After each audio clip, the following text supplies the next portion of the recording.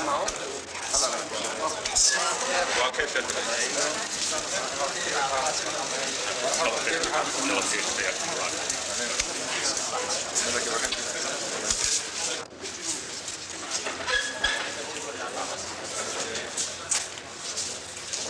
وبالتالي قضية الشرق الأوسط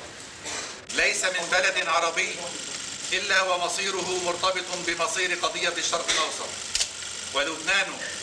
لا يمكن أن يكون في غير هذا الموقع، ولكن كل البلدان العربية وفقت إلى أن تنسج لنفسها صيغة للتعايش مع القضية، وشروط التعايش مع قضية الشرق الأوسط هي عينها شروط الصمود، لا بل إننا لا نجانب الحقيقة إذا قلنا أن التعايش والصمود وجهان لمطلب واحد.